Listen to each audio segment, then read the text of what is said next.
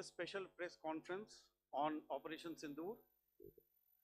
We will begin with opening statements by the three senior officers to my right here, who have been directly overseeing operations during Operation Sindoor. We have Lieutenant General Rajiv Ghai, Director General Military Operations, who will cover the aspects related to land domain. Air Marshal AK Bharti, to his right, Director General Air Operations, will provide insights on the air domain.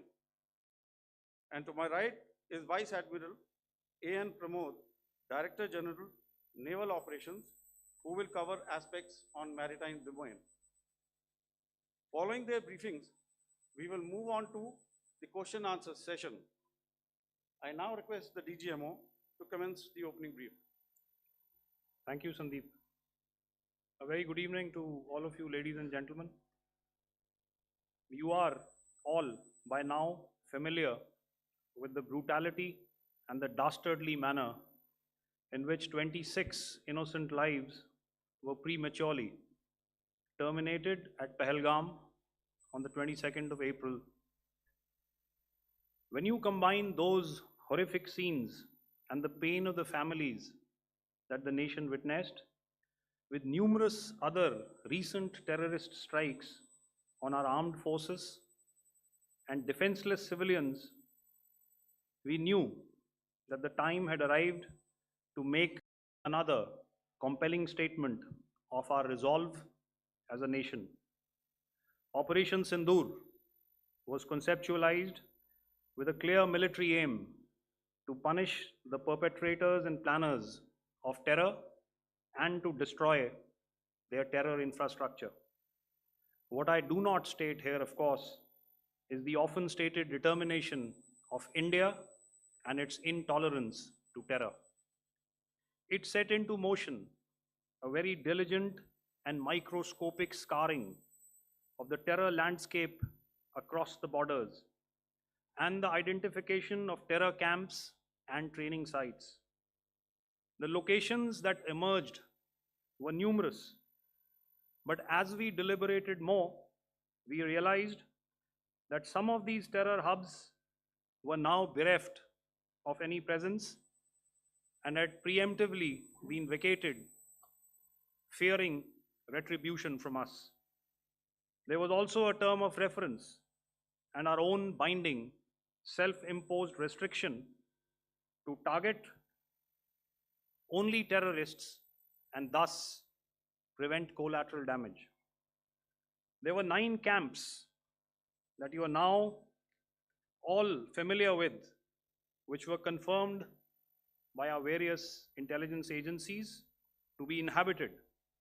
Some of these were in POJK, while there were others that were located in the Punjab province in Pakistan. Nefarious places such as Muridke, the hub center of the Lashkar-e-Taiba, has over the years bred infamous characters such as Ajmal Kasab and the likes of David Headley. What followed was a careful scrutiny of each of these sinister locations, their layout, configuration, even the type of construction in each structure, and the terrain obtained around these.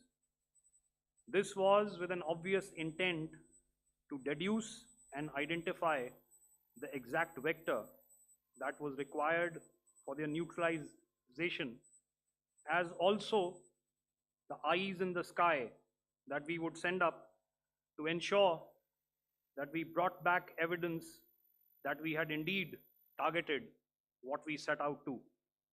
The precise images of these engagements on that fateful and historical night have already been showcased during the first press statement on the 7th of May that was helmed by our Foreign Secretary. I have no doubt in my mind that we achieved total surprise, and those strikes across those 9 terror hubs left more than 100 terrorists killed, including high-value targets such as Yusuf Azhar, Abdul Malik Rauf, and Mudassir Ahmed that were involved in the hijack of IC 814 and the Pulwama blast. The line of control was also violated soon after by Pakistan, and the erratic and rattled response of our enemy was apparent from the number of civilians, inhabited villages, and religious sites such as Gurudwaras that were unfortunately hit by them, leading to a sad loss of lives. The Indian Air Force played a major part in these strikes by engaging some of these camps, and the Indian Navy provided wherewithal in terms of precision munitions. The Indian Air Force obviously had their assets up in the sky, and I will here request Air Marshal Bharti, the Director General of Air Operations, to detail for you the methodology that the men in blue adopted to successfully manifest this mission. Thank you, Rajiv. A very good evening, ladies and gentlemen. It indeed is a difficult time that we have to come here like this and brief you. We could have done without this, but we had no choice. As the DGMO has detailed, the event was precipitated by the dastardly act at Pahalgam. The sequence of events have already been detailed.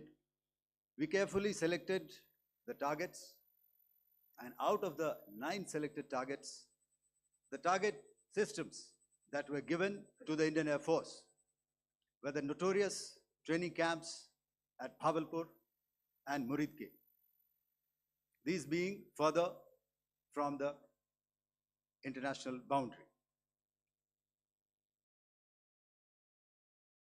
Through critical target system analysis, we analyzed what was to be done to annihilate these targets and plan to engage these targets with precision air-to-surface guided munitions so as to avoid collateral damage. The modalities of planning process I will not go through at this instant.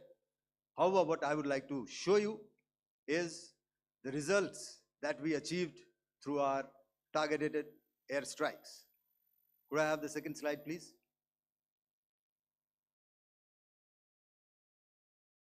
Yeah, change, please.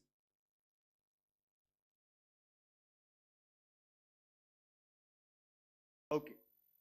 This is what the terror infra at Muridke looks like. If you see, north is as indicated, and to the right is east, where the international boundary lies. Could we have the next slide, please?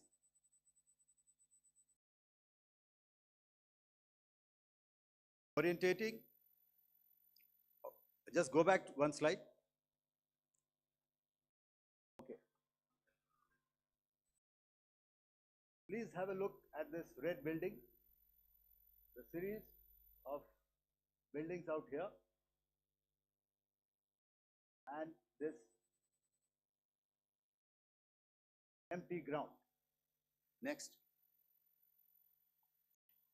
If you relate, the empty ground is here, and you see this is the first weapon that is impacting. This is the impact point number 1 on Muridke training camp with our precision guided weapon on early morning 7. Next, please. Keep your eyes glued for the second weapon coming in and the second impact on the selected target point. Next slide, please.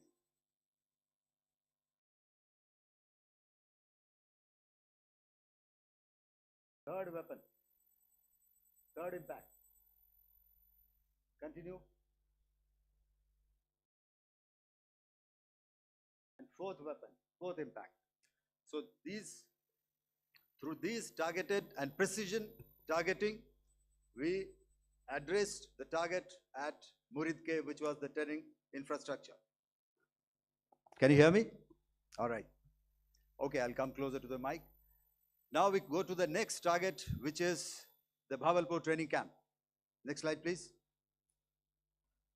Okay, just wait. So the effect, if you see, the impact point, if I can point out, this is the impact point. The ammunition has gone through the roof and it has created a blast inside, the photographs of which you would have, all of you would have seen. And the red building, after that, there was this double-story building. It has been completely decimated by precision targeting. Next, please. The target system, which was in the north, a series of buildings. I'll show you how it looked. Next. Completely destroyed by our precision targeting. Next. Now coming to Bhavalpur, this is the target complex that we are dealing with, a fairly large target complex. So we had to carefully choose the points that we needed to address, which were high value and which would meet our stated objectives of eliminating the terrorists. I would like to draw your attention to this red canopy, and in relation to that, I would cover the targets. One target system is a series of buildings here, other one here, and other one out here. Next slide, please. This is how it looked before, and this is how the building looked after the impact of the weapon. And orientation in relation to this red canopy, you can see here. Next, please. Before, next, and after. The roofs have completely collapsed. Next. This is the target system. Next. Precision targeting, and we have achieved our objectives here. Next. All right, so that was what we did on the 7th. Our objective was to address these two terrorist camps, and that we did with precision. And thereafter, we maintained a robust air defense posture, because remember, our objective was to target the terrorists and terrorist infrastructure, not any other infrastructure, not the Pakistani military, not the Pakistani any other infrastructure. So that is what we have maintained on the 7th of May. However, what we saw in the evening of 7th of May, we were saturated with a raid of Pakistani unmanned aerial vehicles and small drones. And these came in waves in our civilian areas, over our military installations, and all of them were successfully intercepted. Few of them did manage to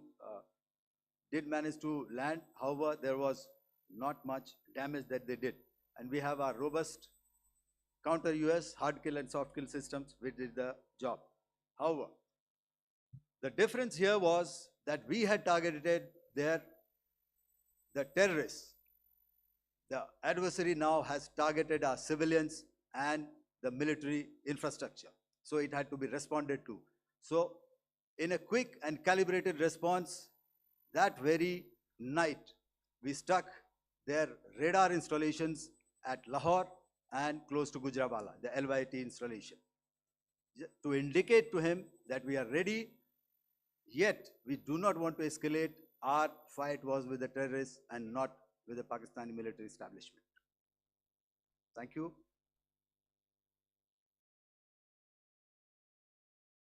Thank you, Air Marshal Bharti. So, ladies and gentlemen, he's outlined operations not only on the night of 6th and 7th of May, when Operation Sindoor commenced, but also on the subsequent night. Being well aware and familiar with the congenital and impulsive nature of our adversary, and even though we did attempt to reach out and communicate our compulsions to strike at the heart of terror to my counterpart in the immediate wake of Operation Sindoor. The request was brusquely turned down, with an intimation that a severe response was inevitable and in the offing. We were, of course, prepared. Operations on the 7th and the 8th, Air Marshal Bharti spoken about. On the night of 8th and 9th of May, they flew drones and aircrafts into our airspace all across the borders and made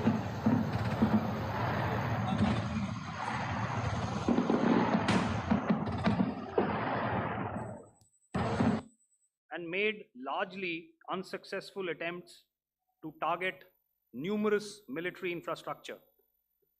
Violations on the line of control by Pakistan also commenced yet again and precipitated into fierce arty engagements. The air operations on the night of 8th and 9th of May, I'll yet again request the DG Air Operations to cover.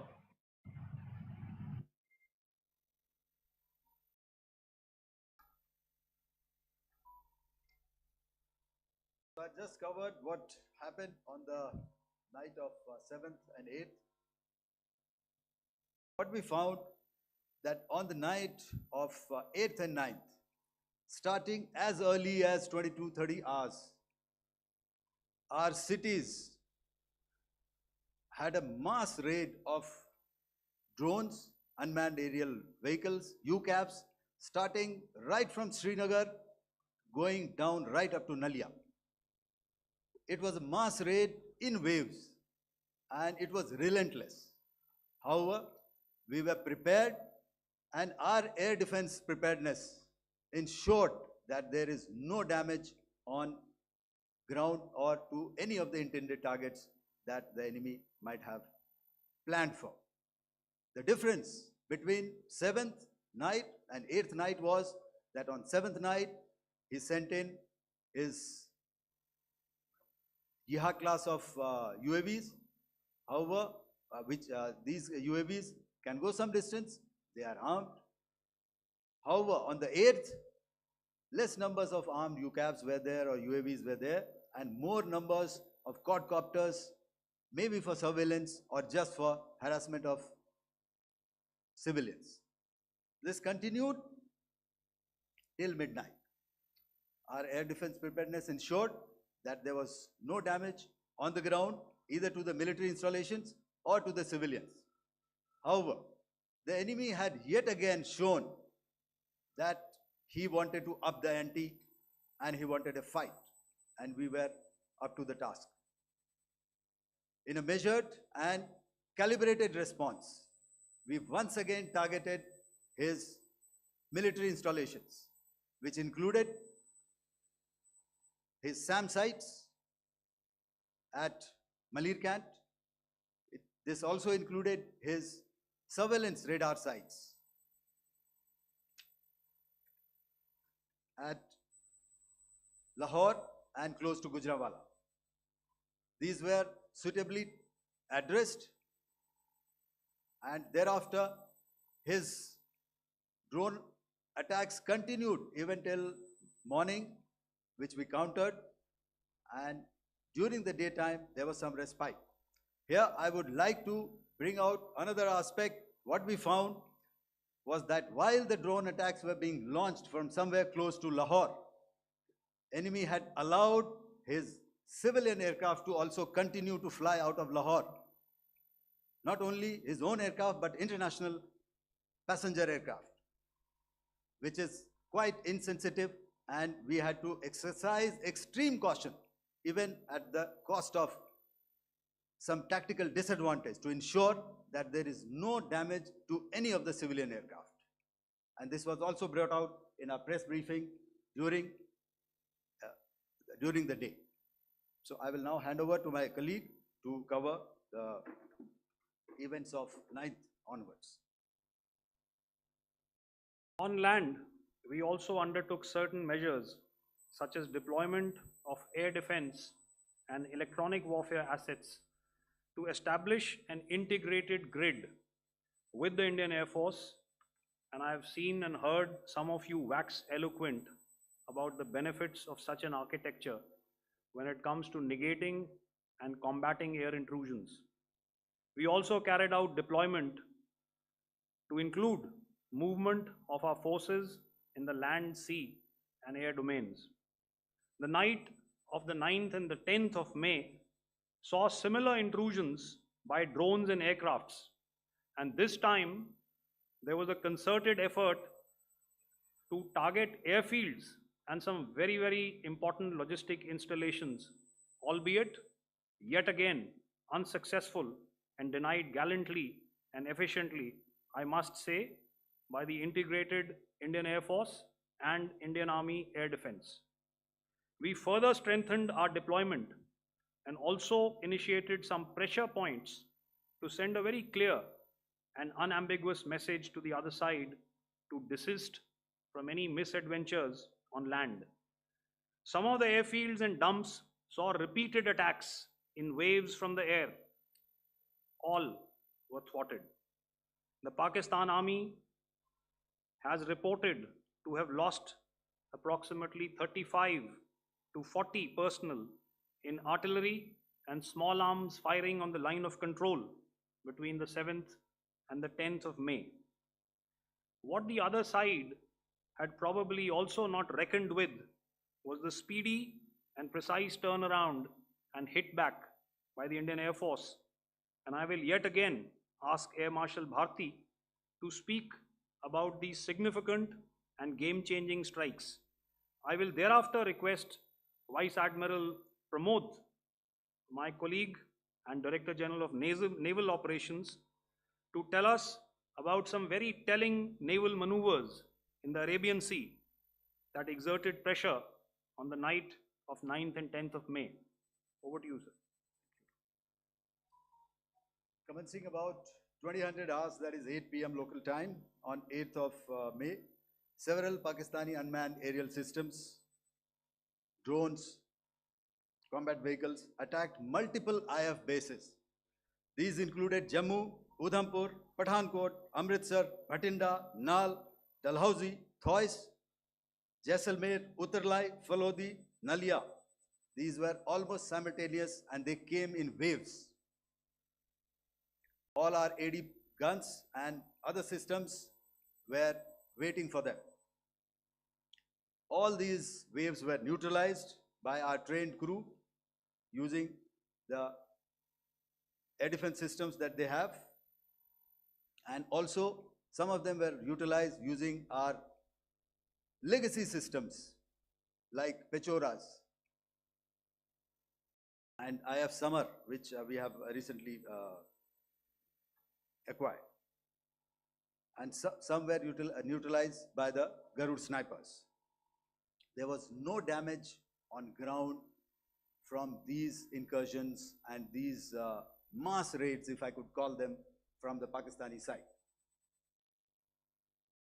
However, following these relentless attacks on our air bases, on our forward positions, and on our civilian targets, this was time to convey some message to our adversaries. And therefore, a decision was taken to strike where it would hurt. And towards that, in a swift, coordinated, calibrated attack, we struck his air bases, command centers, military infrastructure, air defense systems across the entire Western Front. The bases we struck include Chaklala, Rafiki, and mind you, Chaklala is Islamabad. Rahim Yar Khan, Sakar, sending a clear message that aggression will not be tolerated. This was followed by strikes at Sargoda, Bholari, Jacobabad. We also struck the C2 centers at Murid, the UAE complex at Murid, Rafiki, radar at Chunia, which I will show you, Rahim Yar Khan airfield, and the unmanned combat aerial vehicle hangar at Sakar. I would like to reiterate here that we have the capability to target every system at these bases and more. However, it was only a measured response to instill good wisdom to our adversary to refrain from further escalation. IF response was directed only at military installations, avoiding civilian and collateral damage. I would now like to show you some of the effects that have been achieved as a result of our air operation.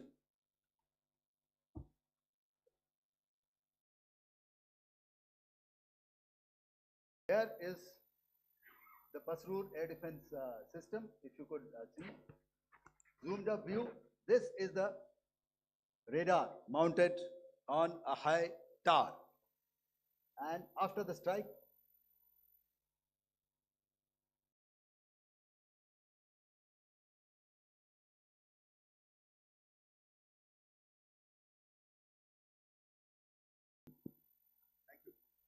can you hear me?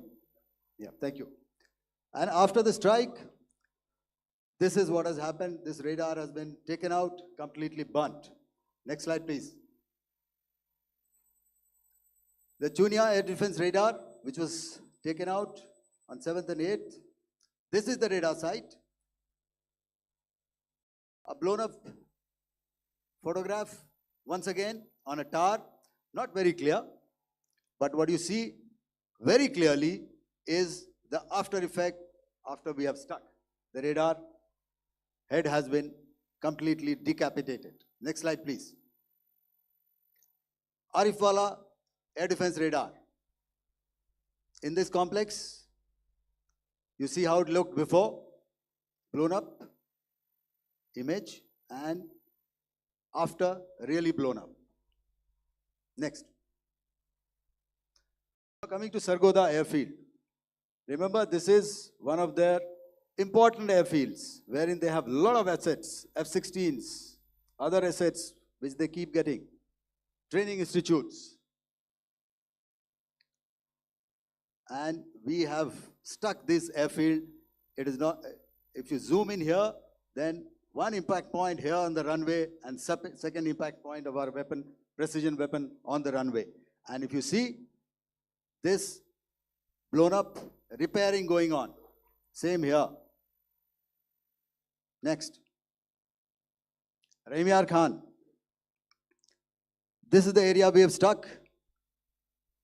A deep strike out here and one complex here.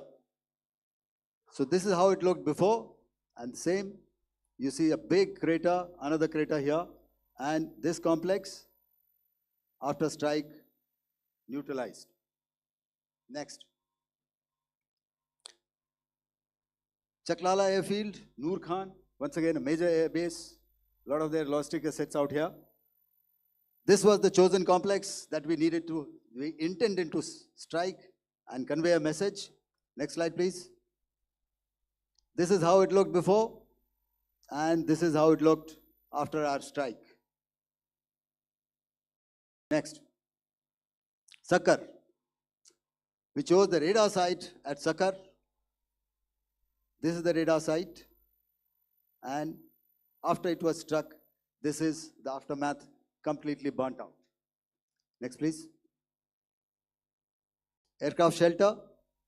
This is how it looked before the strike, and this is how it looked after the strike. The roof of the buildings completely caved in and burnt. Next. Bolari airfield, aircraft hangar. This is how it looked before, and this is how it looked after the precision strike. Next. Jacobabad, aircraft hangar, and this is how it looked after. Next.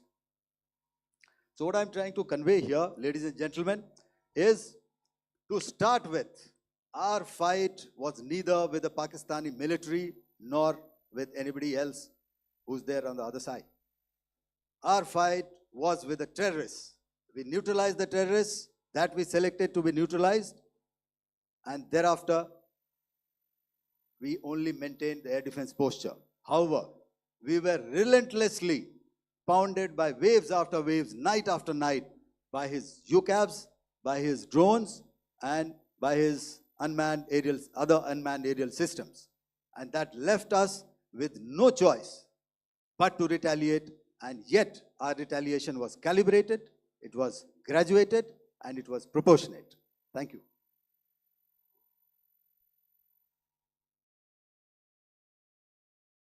Good evening, ladies and gentlemen. In the aftermath of the cowardly attacks on innocent tourists at Pahalgam in Jammu and Kashmir by Pakistani-sponsored terrorists on 22nd April, the Indian Navy's Carrier Battle Group, surface forces, submarines, and aviation assets were immediately deployed at sea with full combat readiness in concert with the Joint Operation Plan of the Indian Defence Forces. You may be aware that we tested and refined tactics and procedures at sea during multiple weapon firings in the Arabian Sea within 96 hours of the terrorist attack. The aim was to revalidate our crew, armament, equipment, and platform readiness to deliver various ordnance on selected targets precisely. Thereafter, our forces remained forward deployed in the Northern Arabian Sea in a dissuasive and deterrent posture with full readiness and capacity to strike select targets at sea and on land, including Karachi at time of our choosing.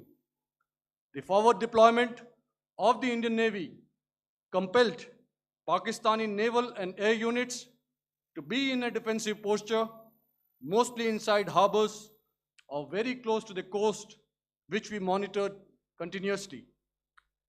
The Indian Navy maintained seamless maritime domain awareness throughout the duration and was entirely aware of the location and movement of Pakistani units. In effect, we had and continue to have good battle space transparency using our maritime domain awareness grid. As you are aware, our response has been measured, proportionate, non-escalatory, and responsible from day one. Accordingly, the calibrated approach considered all options, including the ability of the Indian Navy for offensive action from and at sea.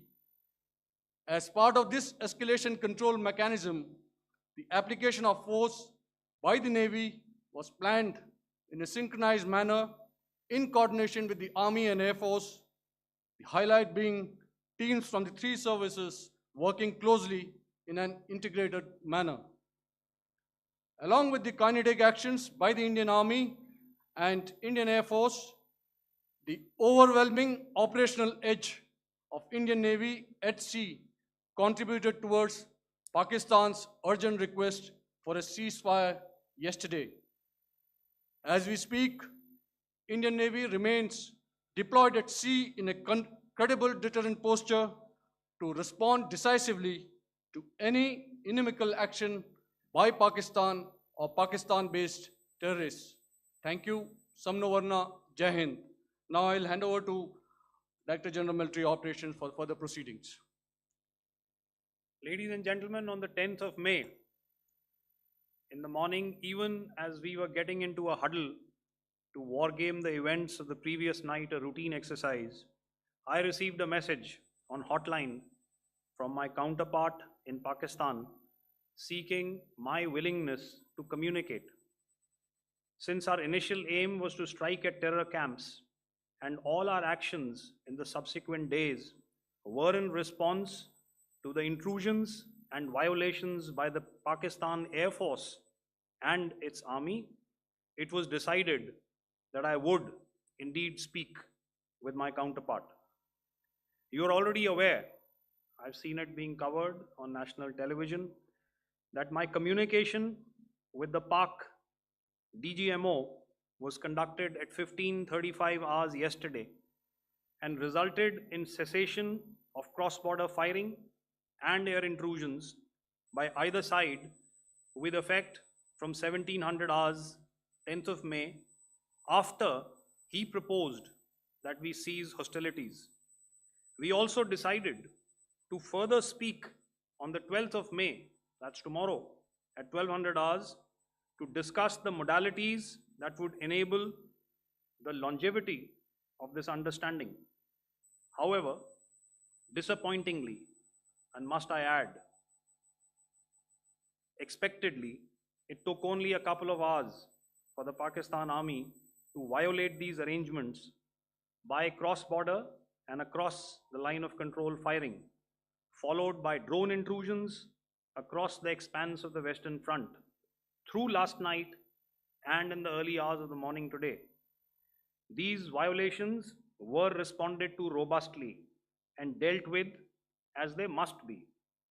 We have earlier today sent another hotline message to my counterpart highlighting these violations of the understanding between the DGMOs on the 10th of May and our firm and clear intent to respond to these fiercely and punitively, if repeated tonight, subsequently, or later.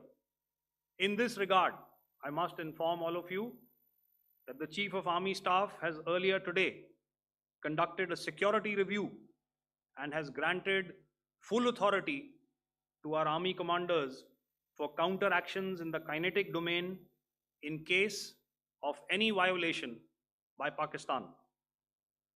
In the end, I pay my solemn homage to my 5 fallen colleagues and brothers from the armed forces and civilians who have tragically lost their lives in Operation Sindoor.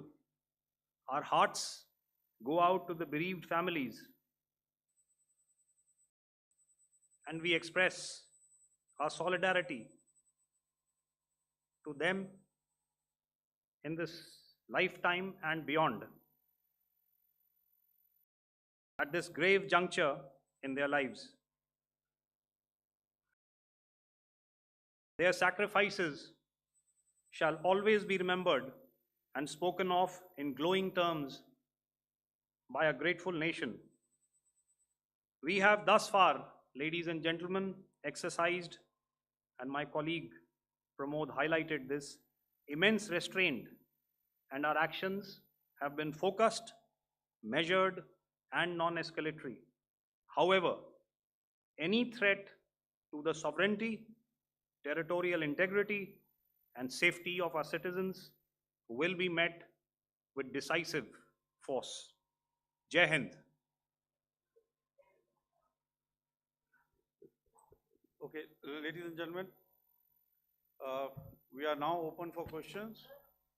All right, now since I would not know all of you, I would expect you to please raise the placard or your hand, and once I indicate, I expect you to please give out your name and the media group that you belong to.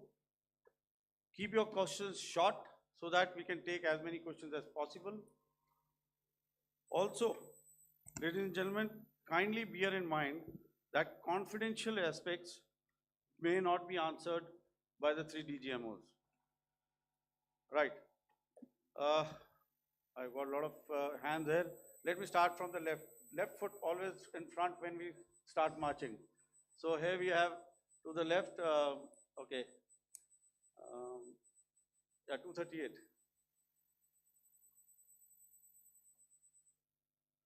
Hello. So this is Manas Pratimhuyan from PTI, Press Trust of India.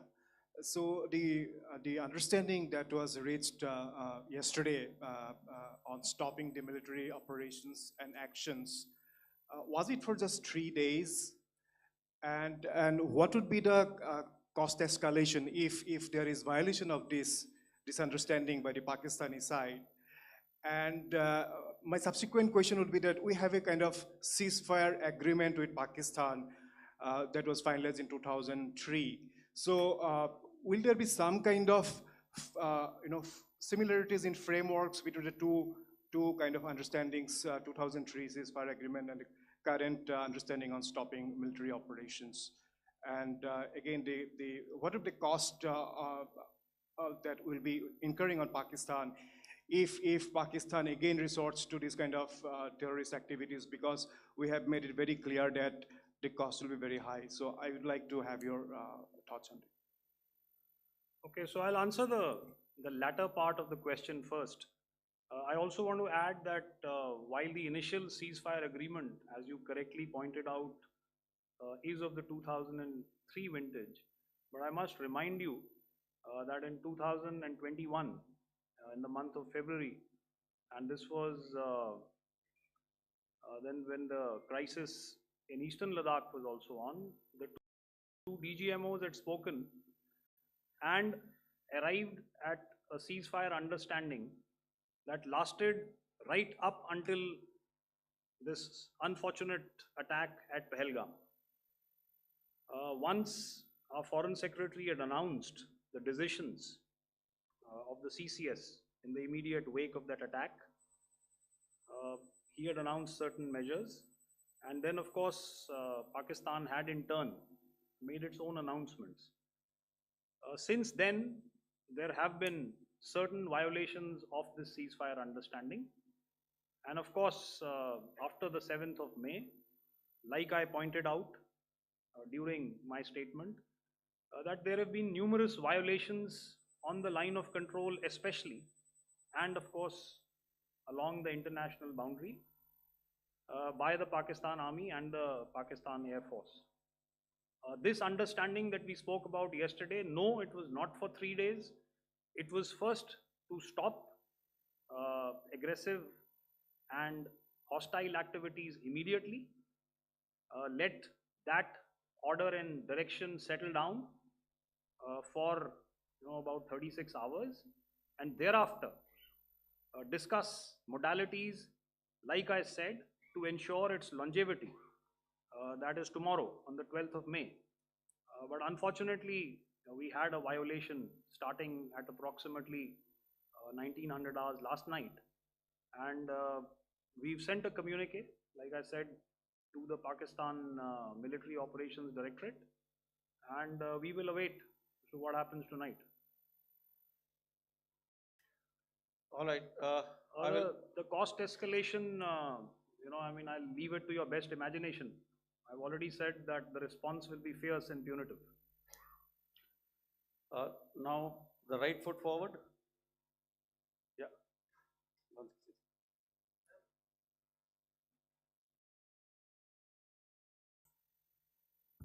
Sir, I'm Ajit Dubey from ANI, sir.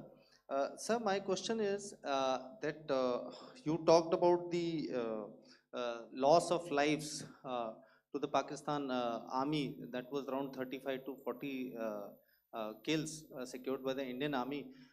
Sir, can you tell us what would be the total loss of life to the Pakistan army in both army and air force attacks, sir? And how good was the performance of the BrahMos, Scalp and the S-400 during the operations?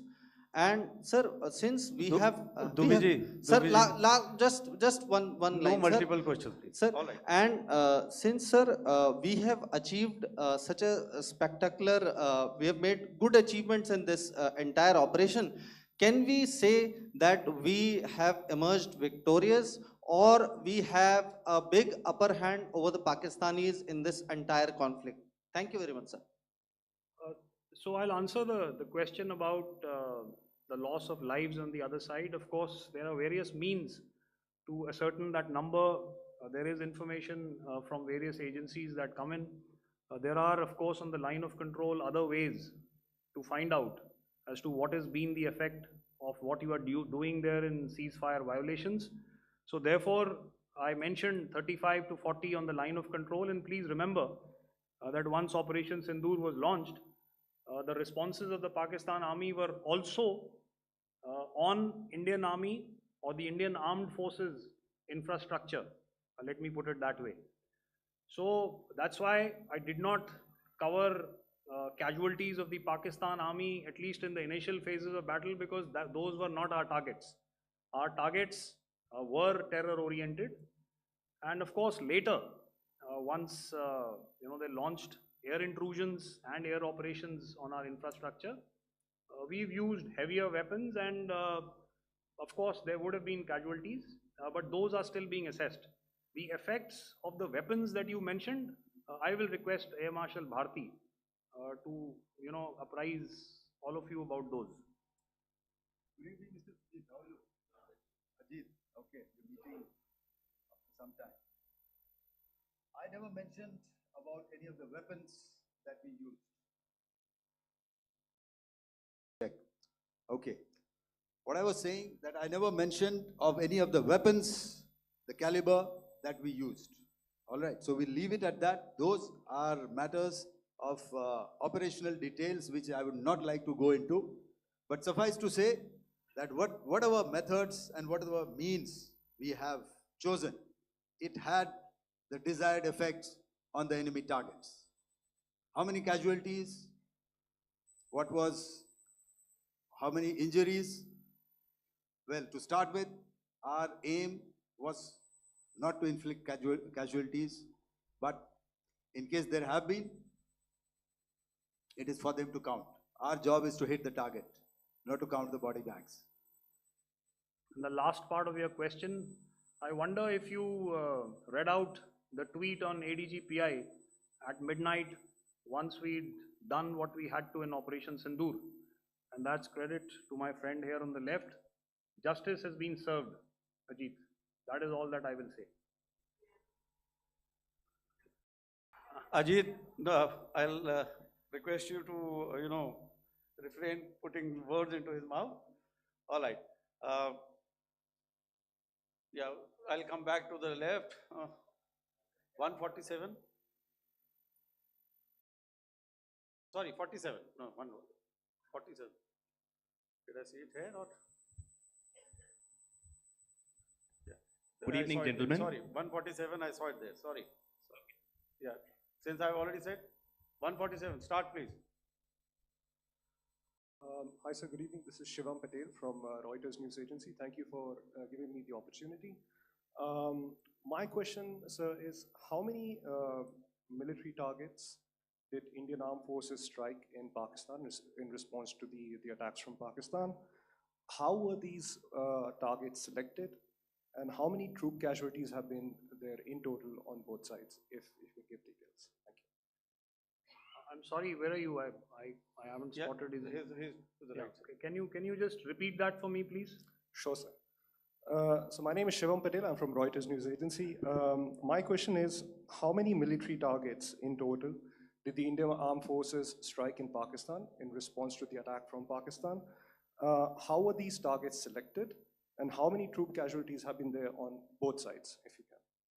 So you're speaking of the targets that I mentioned in the wake of the attack at Pahalgam, right?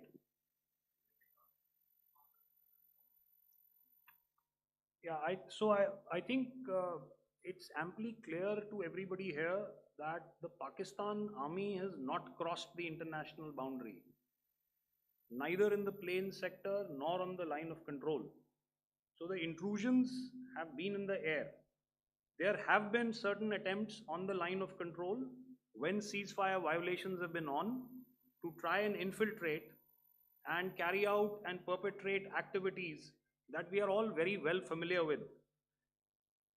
Whether these are by terrorists or by the Pakistan army or its special forces and commandos is difficult to say, but each of these have been effectively thwarted.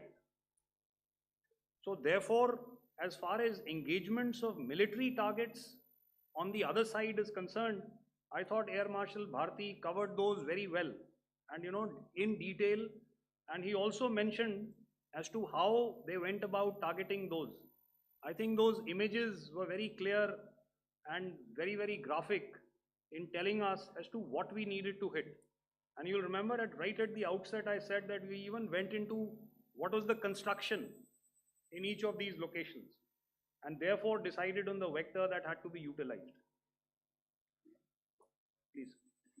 If I could add to what the DGMO has said, I have already detailed the targets. Now, whether it is X numbers or Y numbers is that is immaterial.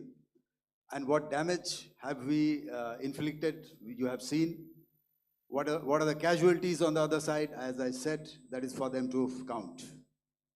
As far as we are concerned, from the air defense side, if they had a choice, they would have definitely come in. They are fighters, there are more numbers of UCAVs. It is not that they did not intend to come in. It is only that our robust AD posture prevented them from coming in. So that must be known, and that must be realized by all the audience here. Yeah, I'll come to the left now, 24.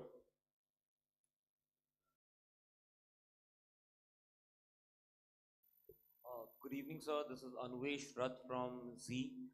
Sir, I wanted to know on the first briefing, which was done by FS and two representatives from Air Force and Army, you showed a list where there was 21 places in that list. You have stuck 9. Are more operations going to be held? Is Operation Sindoor still on? And the second question, thank you, sir. Thank you so much. And also, I want to congratulate all three of you for a fantastic operation that you guys have done. Thank you so much. Thank you so much for that one question. Yeah. Sir, the question. Unfortunately, Rath, is that your name? I'm sorry. You know, as far as operational details are concerned, I am not in a position to share those right now.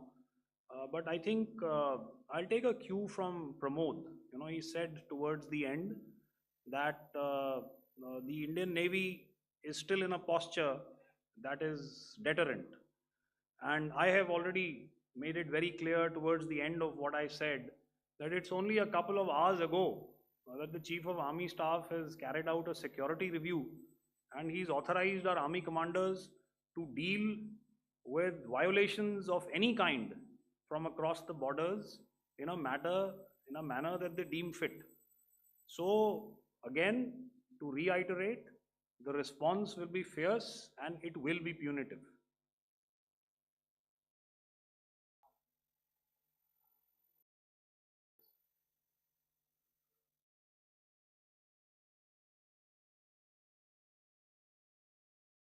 I'll go back this side now. Yeah, 255. She said middle wale kya karenge, so 255. Oh, sorry.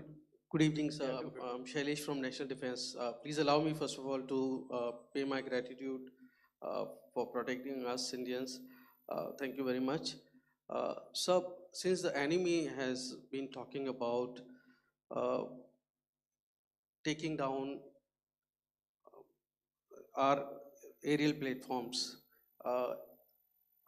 it would be deemed fit in case we can reveal that we have taken down their fighter jets. What could be the number? Though you said that they may be not good to reveal the platforms, but since this has come from various quarters in Pakistan, so I believe that we need to answer, in case if you can, sir, if you may allow. The question is for me? Yes, sir. Okay, and if I get it right, you want to know how many of their planes we have downed? Yes, sir. Yes, sir. All right. See, as I said, their planes were prevented from coming inside our border. All right. So we do not have the wreckage with us, but definitely we have downed a few planes. Numbers, we would not like to hazard a guess out here. Okay. I have the numbers, okay, and we are getting into the technical details of it to establish it. So I would not like to put a figure at this time, but definitely there are losses from their side which we have inflicted. Were they, please don't ask. were they fourth generation plus, sir? No, See, sir, you're putting words into my mouth. Why do you say fourth generation? Let us make it high tech. Thank you so much, sir. all Thank right. Yeah, 163.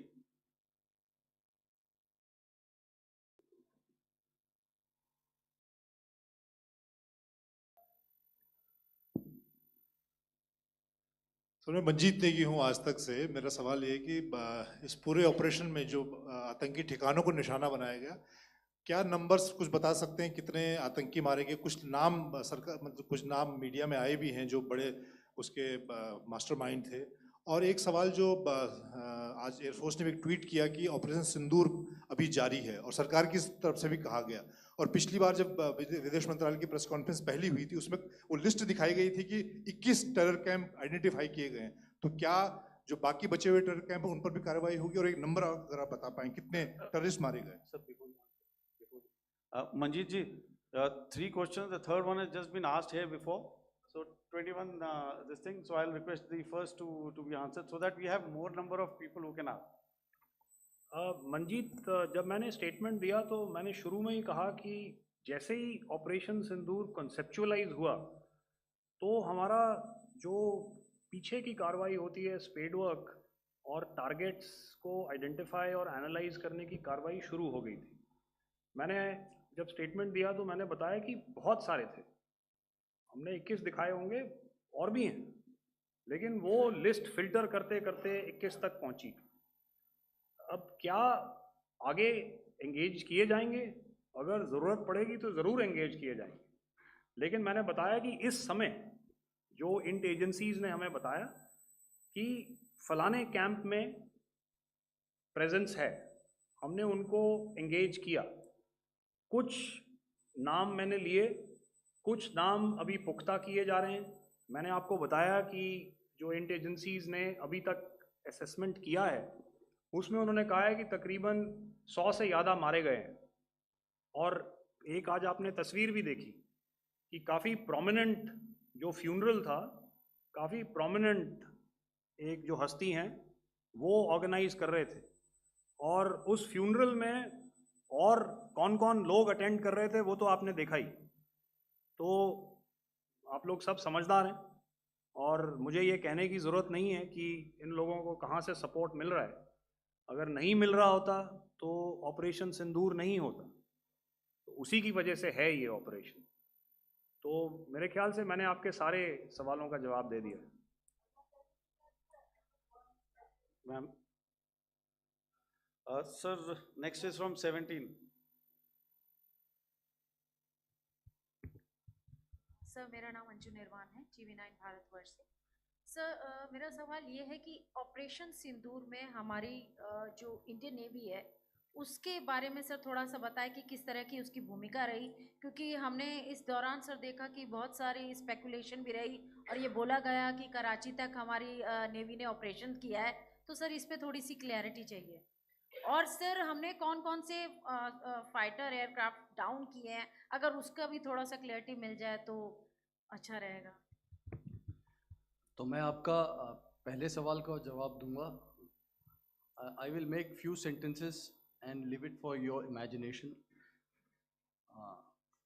First of all, as I mentioned, we have quantitative and qualitative edge to deliver a massive blow to our adversary, and we completely dominate in the maritime front. Indian Navy's action is part of the escalation ladder mechanism which we have worked out amongst 3 services. This time, if Pakistan dare take any action, and Pakistan knows it, what we are going to do. That's all. आपके सवाल का जवाब मैं पहले दे चुका हूं। आपके सवाल का जवाब मैं पहले दे चुका हूं, इसलिए मैं बस उस तक ही सीमित रखूंगा और इतना कहना चाहूंगा कि आने वाले दिनों में आपको खुद ही पता चल जाएगा और ऐसी बातें छुपी नहीं रहती हैं, तो पता चल जाएगा। So at this time we'll just let it be. Okay, ladies and gentlemen, we have 1 or 2 more questions, sir. So please, they are going to be outside. You can speak to them there also. 104.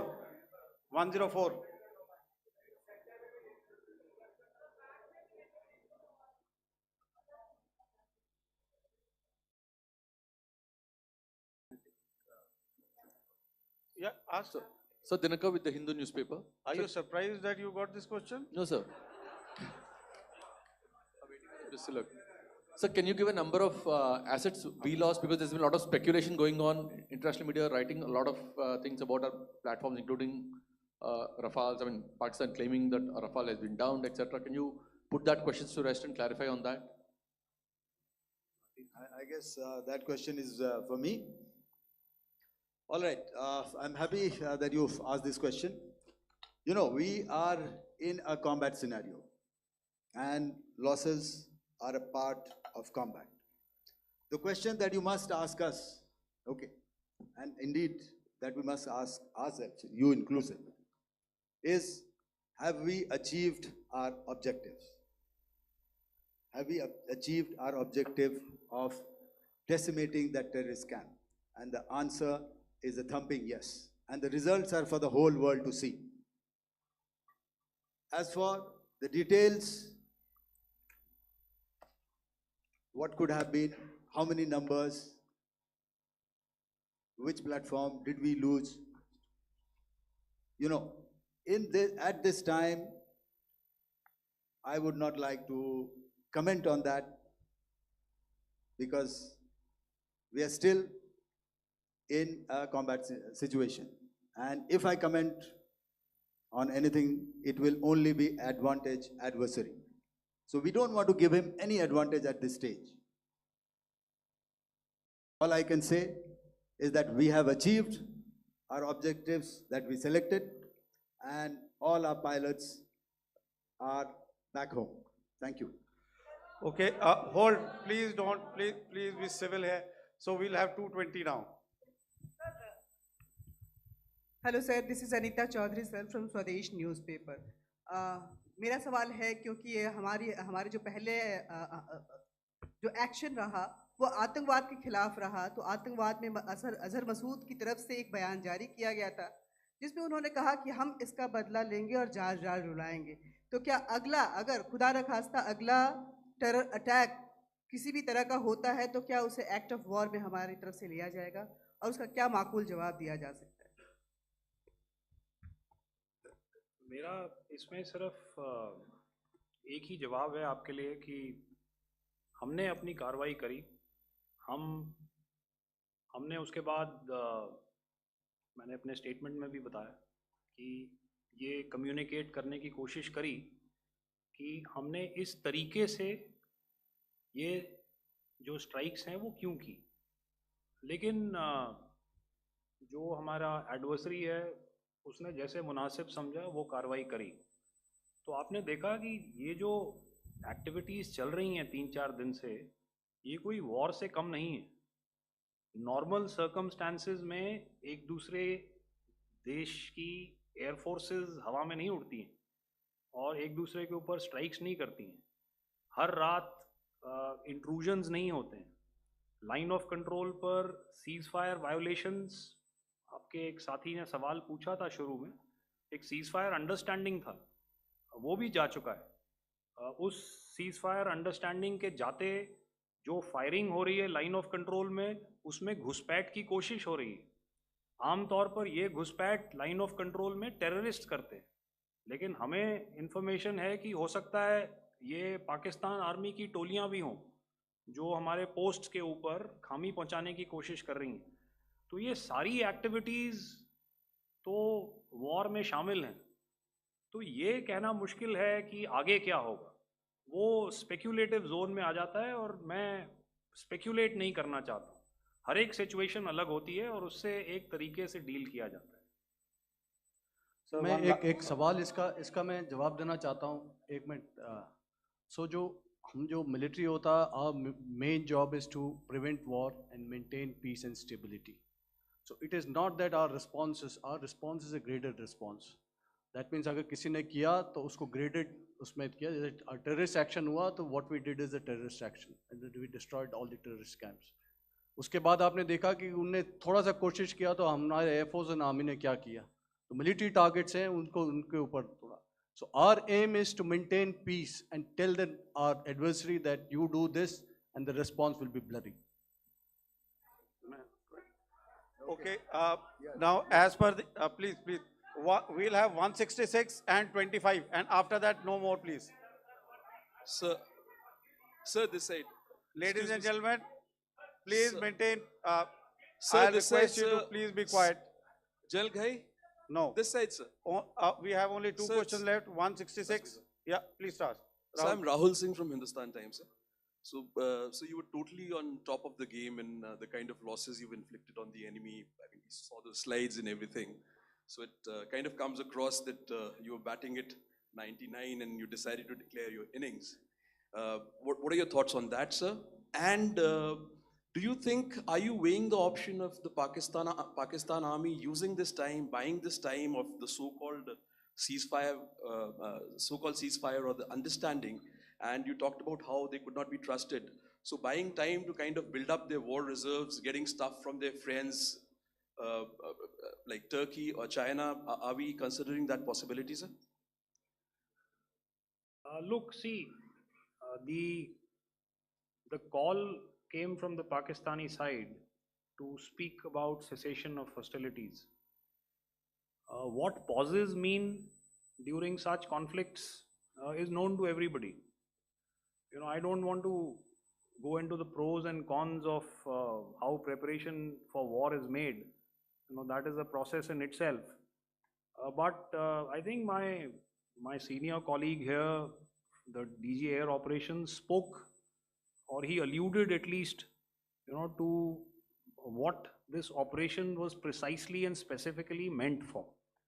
And I think that's something that we achieved, you know, right at the outset. Had we had the option not to go further, we probably wouldn't have. But we've been compelled to be in this situation. And as you've seen, the armed forces of India, and you know, you've got the three Director Generals sitting here, we are always prepared to face any eventuality. And like I said, that's for the sovereignty, the territorial integrity, and the safety of our citizens. So whatever has to be done will be done. You know, I'm not so concerned about what Pakistan will do in this time. I'm only concerned about what we will do. We have a roadmap and a plan, and we will follow it diligently, and we will follow it to the T.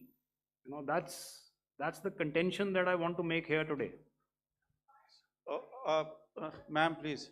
Okay, the last question, and ma'am, 25, she's been asking since Sir, the first one.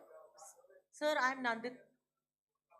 Sir, She's not asking a question. Sir, I'm Nandita Dagar, DAGAR from DD News and DD India. Sir, I wanted to ask you that my question is to General Ghai. Sir, you spoke to your counterpart yesterday and the Pakistani counterpart. Sir, what is the Indian Army's assessment that despite that agreement, that talk that you had, despite that agreement coming into effect at 1700 hours yesterday, why did they violate it? And number two, yesterday at the joint Defense Ministry and Foreign Ministry briefing, Wing Commander Vyomika Singh and Colonel Sophia Qureshi had told us that we have cited the Pakistani troops amassing at the borders and at the LOC. Sir, has that situation changed? Have they withdrawn? And sir, if in case, despite now there is a lull, of course, but if tonight again, if the enemy again carries out shelling and aerial intrusions through drones, what is going to be our response, sir? Thank you. So without outlining the specifics of that response, I've already made it clear that there will be a response, and it will be fierce and it will be punitive. Why the Pakistan army chose the option of violating the understanding that was arrived at earlier yesterday, I think that's a question that we best answered by the Pakistan DGMO. I wouldn't be able to, give you that. But, in situations such as these, and if you go back into any conflict, sometimes these understandings take time, to fructify and manifest on ground. But without, getting into the reasons, it is our mandate to be prepared at all times, and that we were. It's not as if because there was an understanding we weren't prepared. I must tell you that the armed forces were on a very, very high alert, and they continue to be in that state even as we speak. All right. Ladies and gentlemen, please, ma'am, please Okay, thank you so much for coming today. Those who have missed asking a question, those who have missed, see, I knew I'll grab this attention from you like this. Those who have missed the opportunity to ask a question can give me a written one.